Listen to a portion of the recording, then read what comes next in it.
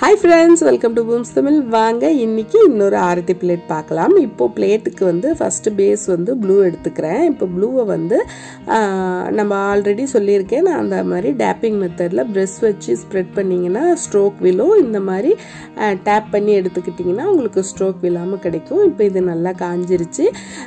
ஒரு கோட் கொடுத்து உங்களுக்கு ஸ்டிக்கிங் ஃபுல்லாக கவர் ஆகலைன்னா கொஞ்சம் காய விட்டுட்டு இன்னொரு கோட் கொடுங்க. நல்லா பிளேட் வந்து ஃபில் ஆகிடும். இப்போ வந்து நான் இந்த மாதிரி ஃப்ளாஸ் எடுத்துகிட்ருக்கேன். ட்ரை ஃப்ராக்ரன்ஸ் ஃப்ளாஸ் இது. இந்த மாதிரி அப்படியே பேக்கெட்டில் கிடைக்கிது. அதை தான் வந்து நான் இப்போ இந்த ஆரத்தி பிளேட்டுக்கு எடுத்துக்கிட்டு இருக்கேன்.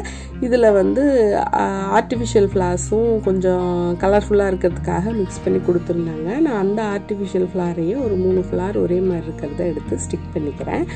இது ஒரு நேச்சுரல் ஃபீல் இருக்கட்டும் அப்படிங்கிறதுனால தான் பேக்ரவுண்ட் ப்ளூ கொடுத்துருக்கேன். இப்போ இதில் இந்த ஃப்ளாஸில் நமக்கு எல்லா கலருமே கலர்ஃபுல்லாக கொடுத்துருக்காங்க. நான் என்கிட்ட இருக்கிற இந்த ஃப்ளாஸ்லேருந்து நான் ஒரு ரெட்டு ஒரு பிங்க் அந்த பேஸில் இருக்க மாதிரி ஒரு மைல்டான கலர் அந்த கலரை மட்டும் எடுத்துக்கிட்டு நான் வந்து ஃபஸ்ட்டு ஸ்டிக் பண்ணிக்கிறேன். ஒரு செமி சர்க்கிள் ஷேப்பில் ஸ்டிக் பண்ணிவிட்டு நடுவுலலாம் நம்ம எப்படி அரேஞ்ச் பண்ணலாம் அப்படின்னு ஒரு இப்போ இது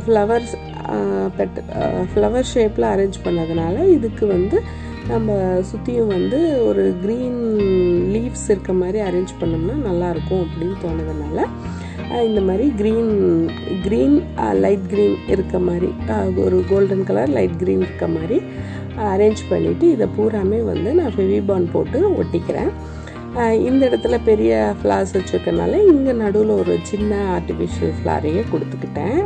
ஒரு ஆரஞ்சு கலர் ஆர்டிஃபிஷியல் ஃப்ளார் கொடுத்துக்கிறேன். இப்போ இது எல்லாத்தையுமே நம்ம ஸ்டிக் பண்ணிக்கலாம். இந்த ஃப்ளாஸ் வந்து ரொம்ப ட்ரை ஃப்ளாஸாகவும் ரொம்ப அழகாக இருக்குது. எந்த பூவோட விதையா இல்லை காஞ்ச அந்த இதழ்களா அப்படிங்கிறது எனக்கு தெரியல. பட் ஆனால் ரொம்ப அழகாக மெட்டாலிக் கலர்ஸ் கொடுத்துருக்காங்க. அதனால் ரொம்ப பார்க்குறதுக்கு ரொம்ப அட்ராக்டிவாக இருக்குது.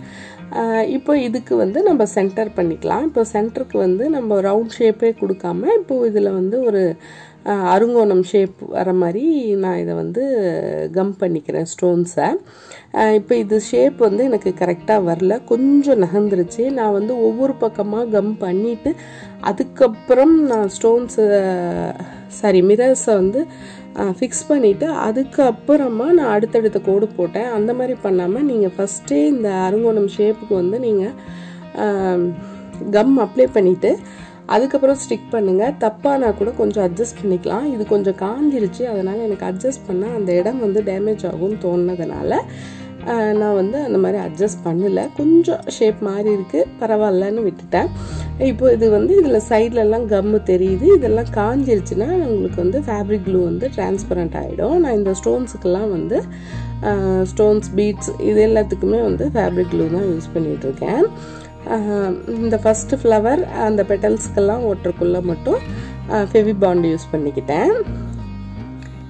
இப்போது அந்த ஃப்ளவர்ஸில் அங்கங்கே வந்து கம் பண்ணிவிட்டு அங்கங்கே சில பீட்ஸ் ஒட்டிக்கிறேன். இது கொஞ்சம் அழகாக காட்டுங்கிறதுனால.